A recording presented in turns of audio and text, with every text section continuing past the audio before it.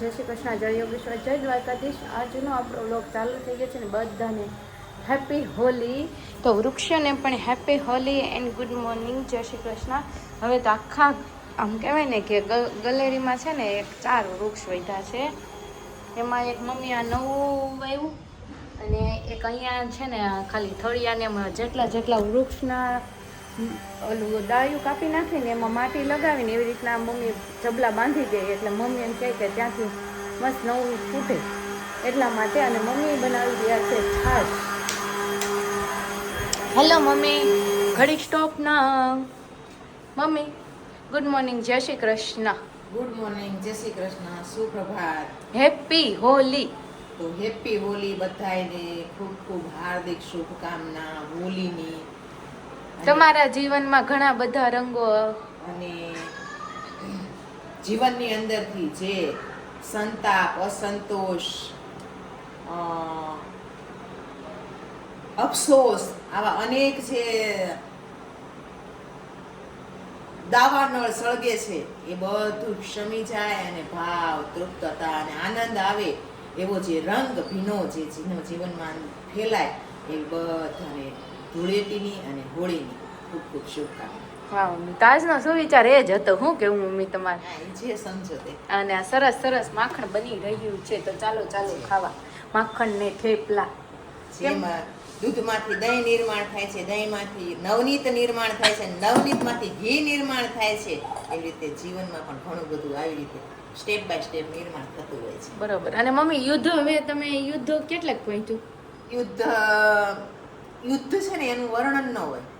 એ વસ્તુ કેવી છે, દુઃખનો વિષય છે, દુઃખની ઘટના છે, એનું વર્ણન ન થાય. દુઃખની પણ એમ કે એનું વર્ણન ન થાય. એના માટે ભગવાનને પ્રાર્થના થાય કે ભગવાન આ બધાને સદબુદ્ધિ આપો અને કાંઈક એવું કરો કે જે તમારા કરવાની બહાર તો કોઈ વસ્તુ છે જ નહીં, તો રોકાઈ જાય. એવું તો નથી કે તમારા હાથની બહારની વાત છે.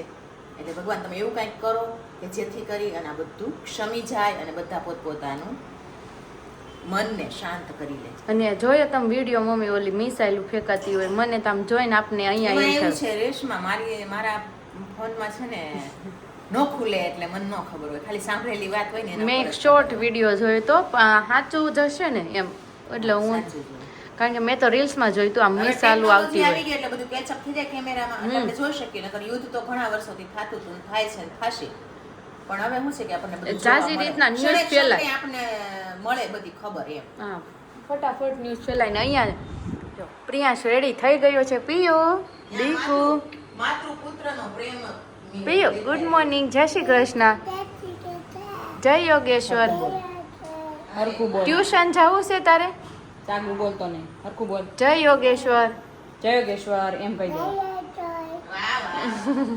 કેમ છો બધા? મજામાં ને? આવો અમારી ઘરે બેસવા. કે આવો અમારી ઘરે બોલો બેસવા. હરખું બોલ, ચોખ્ખું બોલ. બોલવાનું. એને પણ મારે શરમ બહુ આવે.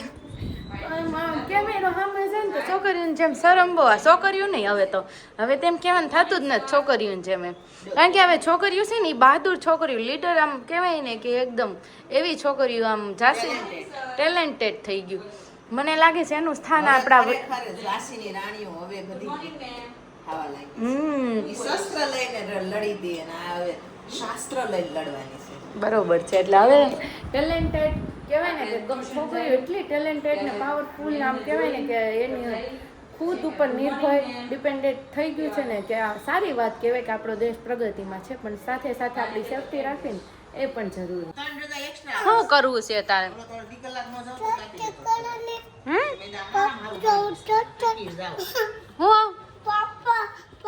છે પાપા પગલી કરવી છે, મમ્મા પગ ટૂંકા છે દીકુ, જેના લાંબા હોય ને ત્યાં જવાય. હાલે હાથ પકડું લો તો રાહુલ જો. અને આજે તમને ખબર છે, હાલ જો તમને ખબર છે મમ્મી બેડરૂમ નો પ્લાન કર્યો શા માટે? મનસ્વી માટે. મનસ્વી માટે. દીકો બાન બેડ ક્યાં વહી ગયો રૂમમાં? ક્યાં હતો પેલા? ક્યાં હતો? હા લાવ. અને આ રાહુલ ઘરે રહીને બહુ આળસુ થઈ ગયા છે. એક નંબર ના આપણે એના મમ્મીને જ મળે એના तीसरी आँख शंकर जी की खुलती और ये सब कुछ हम देख पाते अगर सच है जो वो तीसरी आँख खोलनी पड़ती है जो सच्चा है ना वो हमको देखने के लिए और पहले तो हम हमारे मम्मी का बेडरूम वो कहते हैं ना कि प्लान छूट गए એકવાર બાળકોનો લખેલો છે ઓલામાં પીપા કરો છો તો છોકરાનો બેડરૂમ ખાટલો આવવાનો છે ને એટલે ફેરવું એમ મમ્મીનો હા મમ્મી ના ઓલા કે મનસ્વીના ખાટલા માટે બેડ ફર્યો હે ને તો કેમ રહે હવે સેટિંગ આવી જાય કોને ખબર હુઈ ત્યાં ખબર પડે કેટલા વર્ષથી આમને ભૂતા હતા હવે આજ પથાર દિશા ફરી છે પથારી ન ફરે સારું હા એમ કારણ કે આપને લાગે અમે એક વખત હમણાં જ મમ્મી 2 દિવસ પહેલા જ હું પ્રિયા શા બાજુ માથું રાખી ને બદલે મા બાજુ રાખી તો 2 4 5 વખત જાય ગયા બોલ એટલે આપણે જે કોણ છે પીયું બા પીયું બા ને જો કેટલા દિવસ પછી તું યાદ આવ્યો આજ હાલે જો એને બાન પેલા લાઈટ કરવાનું કે એમ નવો પર ફેમિલી બહુ વંજવાળું કે નહીં એટલે એને અંધારું લાગે એ વાત એ બરાબર છે ને અંધારામાં હું જોયું અંધારું હોય તો બા આવે અંધારામાં બેઠા બેઠા દાબે વિડીયો કોલ તો બાની આ શું વાત ઈ શેઠે બેઠા બેઠા સાંભળી ગયો હોય ને તો કરે ઘણી વખત 10:30 કેમ આવે એટલે હુઈ ગયા હોય એટલે લાઈટ કરો ને પણ તમે દેખાતા તો નથી એમાં ક્યાંય ખોટું છે તમે દેખાતા તો નથી એમ કે પાછા વિડીયો કોલમાં ફોનના જે સ્ક્રીન જેવડું થોબડો હોય થાવ મોઢા પાસે રાખે નકર મોઢું જ દેખાય ફોનમાં મોઢું નથી થમાતું ફિટ થઈ જાય આગો રાખો મમ્મી આગો આપણે એટલે ઝીણું એવું દેખાય મોઢું આગો રાખો બસ દેખાણા આવે બા બધા હરખા જાઓ શું રાહુલજી શું ચાલે ટુર્નામેન્ટ તમારી ક્રિકેટની ક્રિકેટની ટુર્નામેન્ટમાં આપણે લખી નાખ્યું છે નામ ઓકે 180 જણા છે એમાંથી 104 જણા સિલેક્ટ કરવાના છે એટલે જે સિલેક્ટ થાય એ રમવા જાહે આપણો નંબર આવશે તો ઠીક છે ન આવે તો આપણે જોવા જશું ઓકે અને ભાઈ ભાભી અને અયાંશ મનસ્વી ગયેલા છે વાડીએ કપા વીણવા જો ત્યાંની ક્લિપ આવશે ને તો હું બતાવીશ કે એટલે વાડી કેવી છે શું કરે છે કઈ જગ્યાએ ગયા છે બધું જ તમને દેખાડશું પણ જો ત્યાંથી કંઈક થોડોક શોર્ટ્સ વિડીયો આવશે તો બાકી આજે છે સોમવાર એટલે 9 તો ઓલરેડી વાગી ગયા છે અને કાલે બધાને કહેવાય ને કે